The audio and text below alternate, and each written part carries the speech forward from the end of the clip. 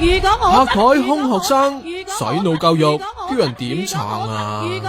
唔係凡係識中文嘅就識教，因為我哋做老師一定要有一個係認知、情義同埋一個等等嘅事情咧，先至可以教導學生。我哋都冇嘅時候，只係教個空學，咁所以變咗一啲適當嘅教材，對我哋嚟講係非常之重要嘅。哦，識得咁講，但點解仲會死撐本嘢冇洗腦嘅咧？之前唔係個底紅啫嘛，人哋工聯會噶，尋日成壇討論國民教育，都係多得佢先咁精彩啫。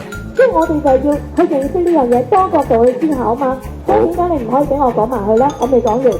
國民之權而家係要求吳克儉喺9月之前撤回呢一個由共產黨黨員親自承認編寫嘅國民教科，同埋余老師有報道指出你有機會喺9月參選教育界嘅立法會功能組別嘅立法會，你必須交代立場。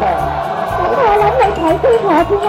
如果我真係有報名嘅，你先同我講啦，好唔好啊？好，另外兩個邊個有興趣先？余老師啊，余老師先。我希望咧老師唔好拍台鬧我啊！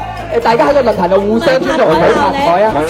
如果我真係有報名嘅，哇，咁都唔係啊？不如話維園多蚊仲有人信喎。好彩就唔係個個老師都係咁啫。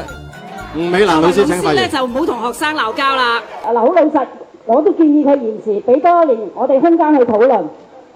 但係如果最後真係唔可以延遲呢個發展期嘅話，我想講一句説話，我好希望香港嘅老師你要有良心。點解一個進步無私嘅執政集團會屠殺人民？點解會殺害李旺陽？就連家長都唔忍啊！喺 Facebook 開 group 反洗腦教育，一星期已經有過千人加入啦。學校都唔想冇人揀噶嘛，咁所以咧，我哋提供呢啲資訊出嚟咧，我覺得俾學校一個息頭咧，就係話我哋係關注緊呢件事，唔想話個學校做得太過分咯。佢哋仲考慮緊自己出教材，同下星期約見吳克儉。但呢位羅范傀儡，尋日落區又俾學民思潮追擊成功，搞到論壇要腰斬，狼狽走人，唔知得唔得人見你亂。